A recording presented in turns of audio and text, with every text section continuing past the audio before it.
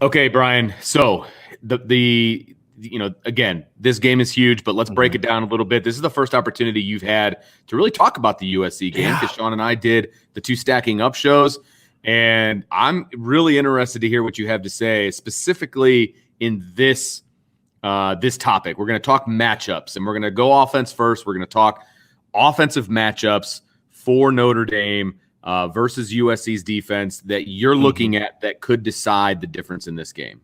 Well, to me, first of all, Sean's daughter goes to USC, so I had to let him. And you guys do a great job together. So it was good for me. I was able to get caught up on stuff, and you guys did a great job. But man, I've been chomping at the bit trying to talk about this matchup. Yeah. For me, there's several matchups, and let's start with the offense, Vince. And for me, the first matchup that I look at that matters most, I'm going to take a little bit of a different approach here. It's Tommy Rees versus Todd Orlando. Ooh, I mean, that's the big matchup for me because Todd Orlando is going to do some things to try to give Notre Dame problems. There are some schematics. Here's the thing. Notre Dame is not, to me, so much better than USC that they can just line up and just run their normal stuff and just have success. They don't have – I mean, the receivers are very good. There's no Will Fuller. There's no Michael Floyd. The offensive line should be much better than it is, but it's not the 2017 offensive line. Right. And so to me, you have to put your players in position to be successful, and then they're good enough to dominate. Right. And that's kind of what I'm getting at. So Tommy Rees is going to have to do a better job than he has in regards to identifying a few things. Okay. Finally, stop trying to be who you think you want to be and be who you are. Mm-hmm. Use your formations and motions and stuff properly. My fear is that they're going to watch the Oregon State game. And Oregon State did a lot of 12 personnel and just ran it down USC's throat. Right. Well, Oregon State's a running team. They have success running the football. You are not. And my fear is that they're still living in this who we want to be thing, and that he's going to watch that game and be like, hey, Oregon State did it. We can do it. Yeah, right. Yep. Oregon State's a lot better. I mean, Oregon State's rushing for over 240 yards a game this year. They've gone over 250 yards 3 times. Or I mean, they wins for 77 against Purdue, and then since then they've gone for 256, 248, 322, 242, and 309. Right? So you're not Oregon State. I mean, it makes me want to barf to say that, like that Notre Dame shouldn't expect themselves to be able to run the ball like Oregon State. That I want to throw up, but it's true. I mean, we're all fired up about, man, they ran for 180 against Virginia Tech. So stop trying to take those wins where you can get them, man. Stop trying to be that, right? Right. And so is he going to say, okay, we're going to do it this way. We're going to adjust. We're going to adapt. This is who we wanted to be, but we're not that team. We're going to do this thing over here. I'm not going to put Michael Carmody on the field for 30 snaps a game. I'm going to make sure that we're getting our backs and our slots and our receivers and those guys in the field. I want to see that, because if he does that and then he uses things that I think we need to see, like we've got a comment down here from Nick that I thought was great. I love that. But one of the things that Chip Long did, because Notre Dame's offense whooped USC for the most part in the 2 matchups that they had at home under Chip Long. And then in 2018, it was the same way. He did a lot of things against USC where he used their lack of discipline against them. He used their aggressiveness against them. I think of the post route to EQ in 2017. I think of the reverse to Kevin Stefferson in 2017 that got that offense kind of sparked, and then that opened up some things. I think of the reverse to Braden Lindsey in 2019, things like that where you kind of use against some USC, of those, right? like that. Right. Well, I'm only talking about USC. I know, but it's just 2018, there it is. Where USC came out with that game plan to stop Notre Dame's run game, where the guards would pull and he would just. If any movement from the offensive line, the USC linebackers were flying downhill. So he runs a buck sweep to the right, sends Dexter Williams to the left with no line blocking. Literally, the offensive line was a decoy for Dexter Williams running the ball. Think about that. In the last 2 matchups, Notre Dame has had 2 50-plus yard touchdown runs against USC where the offensive line was a decoy. They didn't have to block a soul for that play to work. Think about that. And then you think about how they're executing the offense this season. But that's how undisciplined USC's defense was then, and they're even more undisciplined this year in and my you have opinion. to take advantage of that. And you don't take advantage of that by just lining up and running your inside zone. You take advantage of that, of messing with their eye discipline. Absolutely. So this is an opportunity for Tommy Rees to really show me something. And I'm come on, Tommy, do it. We're going to find out what kind of creativity he has, what kind of outside the box thinking he has. Every coach has their flaws, and Chip Long had his flaws. But the one thing Chip was really good at is he was really good at scheming for big plays. And just think of all the big games. You think of the throwback touchdown pass to Alizé Mack against Stanford. Thinking of the USC games, we talked about several in those opportunities. He was able to kind of say, "Hey, look, we're going to do some things to get a matchup that we like, and to use a rollout right to throw back and all those type of things to create a big play." And I think of the even something simple like the swing route to Tony Jones that went for a big play in 2018. You knew they were going to blitz, so if they're going to blitz, you have two options, right? One is I'm going to max protect to protect against it, or Chip just said, "Okay, fine, you want to blitz, we're just going to put everybody out because you don't have enough guys to cover everybody." And hits Tony Jones at the line of scrimmage, and he turns it into if Tony Jones can do that, what could Kyron Williams do? Right. Or even Logan Diggs for that matter. Right. So this is a tremendous, tremendous opportunity for Tommy Rees to really put his DNA on this offense. And right now it's still a Brian Kelly offense. No matter what anybody tells me, it's still very much a Brian Kelly looking offense. I want to see Tommy Rees's DNA get put on this thing a little bit more. Yeah. And I think this is an opportunity this weekend for him to do that. Yeah, no doubt. I can't say I disagree with you on that one. You want to go through a couple more of yours, or do you want to go back and forth? How do you want to do that? I was thinking we kind of go back and forth, but I can go through hey, buddy, you're the host, man. We'll do whatever you want to do. Oh, the power. I've got a weird one for my first one. I wrote this down. I put Cone versus his offensive line. I'm sorry, I let you have the show for a couple days. And now you feel like you got all the power. Sorry, let's get back on track. It's all good, man. That struck me as really funny. I'm sorry.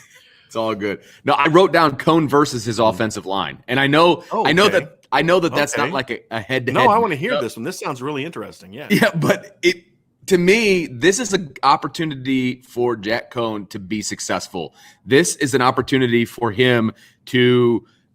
For his attributes to be highlighted, right? And if he can stay upright, if he can have even a little bit of time, he is going to pick apart this USC defense because they are so undisciplined with their eyes, with their drops, all of the above. And I think that this just feeds right into what Jack Cone is good at if he gets the time to do it. Right? And that's all on the guys up front for him. Now, Jack Cone can't step into sacks and he can't do some of the things that he's done. I totally agree with that, but that kind of falls into what I'm talking about in that he needs to understand what his line is doing so that he doesn't do those things. So it's kind of him versus them. It's like, okay, I need to know what you guys are doing so that I'm doing my thing and then I can make us successful. This is a big deal for me. I like Jack Cone a lot. And my confidence has waned a little bit at times. Sure, but I feel how like can it not? Right, but I feel like this game right here can make me a believer again. And I think that this plays right into his hand if he gets the help that he needs. Because look, there's going to be guys open against this team. There's going to be guys open. He's going to be able to find them if he has the opportunity to do so. So I wasn't going to talk about this because it didn't really fit in any of the categories. But since you brought it up, to me, this is a make or break game for Jack Cone. I agree. This is a game where it's like and for Tommy Rees, if we're being honest, if we just see more of the same offense, like what Notre Dame has done this year offensively, which is so infuriating, is essentially repeating the same basic stuff over and over again and hoping it'll change. And now a couple times early in games, they've come out with a really intriguing script that's kind of put them in some situations where to put some nice drives there. I mean, the best drive they had all game against Cincinnati was the first one. One ended in an interception. Jack had those interceptions, but like schematically, it was a great drive. Yeah. And then, of course, once they get off the script, it's like kind of back to same old, right?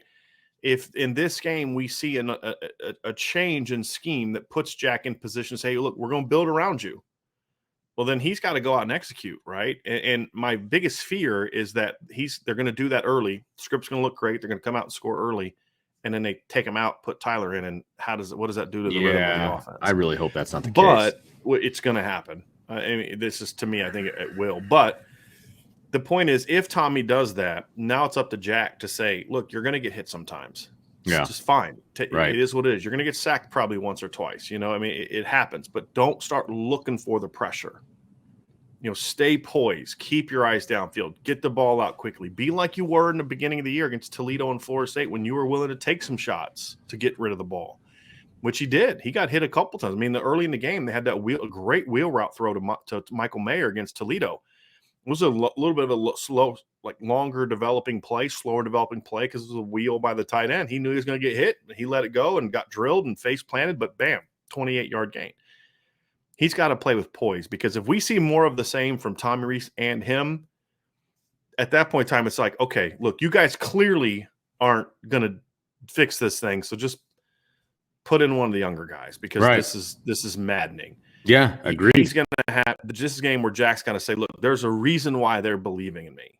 You got to reward them for their confidence in him. And a lot of people are, you bench him, blah, blah, blah, blah, blah. Okay, whatever. But if you keep doing what you've been doing, then eventually those calls are going to get louder and louder and louder, and it's going to make less and less sense why they keep him at quarterback. This is an opportunity for him to say, this is why I'm at quarterback. It's not just the 2-minute drill. And yes, I played great against Florida State and had my moments against Purdue, but this is what this team is capable of. Because if they can build around what Jack Cohn does and he can then play well, execute and play well, this offense is going to explode in the final 6 games. Because I agree. Number one, they're too talented not to. Number two, they're playing a lot of bad defenses. A lot of them.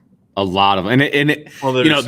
still going to be the detractors. Yeah, there's still going to be the detractors that say, oh, well, Jack Cohn's not that good. They're playing against bad defenses, blah, blah, blah, blah, blah. That won't be the majority fans, and it definitely won't be the ones here in this channel. It won't be. And I think the people that are against Jack Cohn in this chat, for the most part, there's a couple people that just like to be mad. But I think most of the people that are frustrated with Jack Cohn in this chat and on the message board are people that are frustrated by the lack of ability to put consistent drives together. Yeah. It's understandable. I get it. I get it. I just don't think that – I think that sometimes the issue we make – the mistake we make when we look at backup quarterbacks is we look at, well, he came in these 2 drives, and then we kind of gloss over the fact that, well, they also had a lot of bad drives. Like there's the people that are pro Tyler Buckner, and I get it because he's incredibly talented. They will – focus only on the second quarter, and ignore the second half. Could you imagine the reaction from fans if Jack Cohn in almost an entire second half went 1 of 6 with 2 interceptions, 1 for a touchdown? To the other team, yeah. So I get it, but if Jack plays well, 99% of the people in this forum and on our message board, because I think we do have very thoughtful, educated fans. That's why they like our channel, because they want to think about football beyond just the emotional fan reaction. We'll say, great, this is why you brought him here. Because I think a lot of people were excited about him before the season. Yeah. And especially after Florida State. I mean, there wasn't anybody really outside of a couple guys, okay, that just, it doesn't matter what they do. They're just going to always be angry.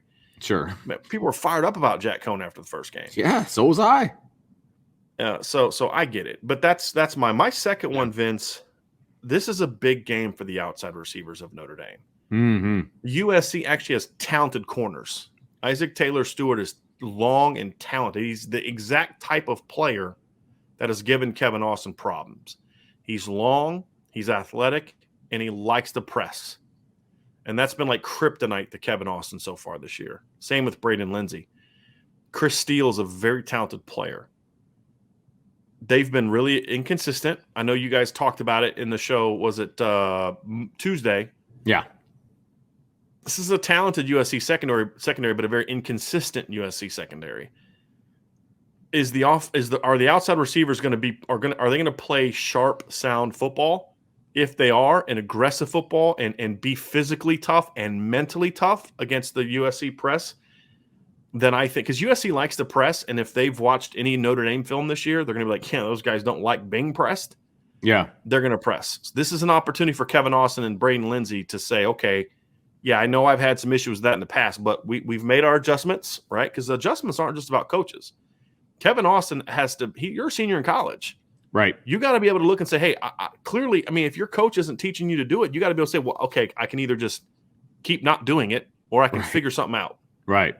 Right. And work on some things. So that's what you do is what I had players do, what I did as a player when I was a freshman, because I started at receiver as a true freshman and I'd never played it before. And so I was pretty athletic. And so there would be things where, like in practice, I mean, I'm going against the corners and they're jamming me up. So what we would do after practice, we would get together and say, hey, man, let's work on this. What moves could I do on you that would help, that would give you problems? Right. And that's what we would do. And that's how I got better as a player because I've never been taught how to get off a press. So you go out there and put in the work. Right. Well, that's what Kevin Austin and Braden Lindsey need to do. Hey, why are you getting destroyed in these two games against Cincinnati and Purdue? Okay, it's because I'm not, and I think to a degree they're doing that. We saw him have that great press release against Virginia Tech. They got him free for a 46-yard gain. So if they put in the work, I think they could have big games because they can beat these guys, but they're going to have to be on top of their game. And so to me, that's a matchup that I'm going to be watching early and often because Kevin Austin and Braden Lindsey are capable of having those big chunk plays that could really help this offense in this game. Yeah, I like that one. My pushback would be I don't think USC is very good at press. I don't. They're not. I agree with you, but I don't think you need to be great at it against this. And that was going to be the next thing that I was going to say. Right. Like as they're watching film, to be good at that, because if you have good press release moves, because for example, when you talk about they're not good at it. Well, I could point to some games against like Stanford, for example, who has those bigger receivers that the USC corners I thought did a pretty good job of the press. There's other times where they lose it, So to me, it's the receivers that have been good at getting off the line. Once you stack them, these guys are not good. They grab, they pass interfere. Right. They do all types of dumb things. There's times where I'm watching them against Stanford, and they actually did a great job jamming, and the quarterback threw the ball down the field. And instead of finishing the playoff, they get all grabby and they just keep jamming interference. Like they keep, yeah, exactly. Right. But the way that Notre Dame has been, they don't really take those shots. Once a guy gets jammed, it's kind of like they're done. Yeah. So if they can win at the line, this is my whole point. If they can win at the line, they can do damage in this game. That's where those chunk plays come from, and that's where I'm coming from. Because these guys are talented, but they're not. They don't play like they're to their talent level. No, I got you. It's exactly what we've said about the Notre Dame receivers. I mean, if you don't know Kevin Austin and Braden Lindsey like you and I do, and you watched 2 full games of them, Purdue and Cincinnati, would you come away thinking that those guys were any good? Right. That's where I'm coming from. Yeah, no, I hear you. All right, my second one, and this is where I decided to take the layup, but it's Alton Lugg versus Jackson and Foreman. Their ends versus Notre Dame's tackles. Scratch off my third one. I mean, look, I know it's a layup. I know it's obvious. I get it, but it's still really important to this game because it falls back into what I was talking about before, where I think Cone can have a very good game here, but he needs to be upright. And if those guys can't keep the ends out of the backfield, then it doesn't matter. And so, I mean, it's a huge matchup, and I think it's a one that Notre Dame can win because I haven't really been super impressed with USC's front. As Sean said yesterday, or maybe 2 days ago, they're light in the pants. They're not going to overpower you, right? And I think that Lugg and Alt can do a good job with their strength, but they have to be careful of some of those athletic spin moves, et cetera. And I think that Joe Alt's gotten better at that as he's had an opportunity to play.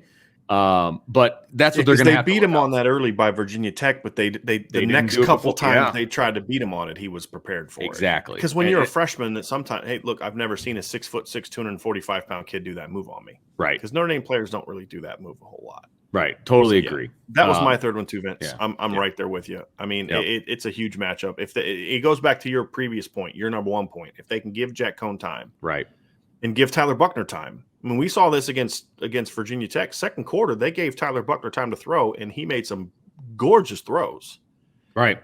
So if they can give the quarterbacks time, then I think they'll rip this USC defense apart. And my My final one, and I'll kind of speed through this just a little bit, but it's Notre Dame's running backs versus the linebackers for USC. They can't tackle, and I love Notre Dame's running backs against teams that are going to try to arm tackle them. Mhm. I think this is a big opportunity for Notre Dame in the run game, and I'll elaborate on that a little later. Yes, because that's actually one of my keys to success. It's one so of my we'll keys have another as well. opportunity It's one of my keys as well. So I'll elaborate later. But I think Notre Dame can have some success with their running backs versus these linebackers in various ways. Yeah. And again, we'll elaborate on that later. Yeah. So defense, we'll go defense, Vince, and then we'll get the super chat by Dan Muller before we dive into the keys. Perfect. Defensively, Vince, I mean, the first one I'm not going to dive too much into because the first two actually for me, I'm not going to spend a whole lot on time on because they're also part of my keys to the game. So I'll elaborate more. And I don't want to get redundant, but my first two are Drake London when he's matched up against Clarence Lewis and Tariq Bracy. That's number one. And then Notre Dame's linebackers against the USC running backs who are used a lot in the pass game and they do a lot of things in space, run and pass. Those two matchups are very, very, very important for me. And no, we did not talk about this beforehand. But I'm getting out my pen because I have to mark scratching off 1 and 2. Yeah, the first one was London versus Bracy and Lewis. And then my third one, I actually had Keaton Slovis versus the linebackers because I think that they will look at some film and feel like that they can take advantage of the linebackers in the pass game. But it's very similar to what they're you matched said. up against the running backs and at times tight ends. But so it's the same one. My third one is you've got two game wreckers up front for Notre Dame, Isaiah Foskey and Jason Adamiola. You've got two guys that can take over a football game. And you have a quarterback for USC that doesn't handle pressure well. And I mean that like literal pressure, not like pressure of big games, but literal pressure. You need, in a game like this, against a rival, a statement game, a game where you're playing an offense that if you don't dominate up front, and we'll get into this in the keys too, you're going to have some problems. You need your dudes to be dudes. Foskey has to dominate the tackles. Jason has to dominate the guards. And at times the tackles, because he will be in some three-man fronts where he will be lined up on the tackle. So, to me, Foskey and Adamiola against the USC linemen, whoever they're matched up on, is a must-win for Notre Dame. And I think it's a matchup they should win, can win, and if they do, USC is going to have a hard time moving the football. And there's a lot of carryover between my keys and my matchups, so we won't spend a lot of time on those. We'll talk more about them when we get into the keys to the game.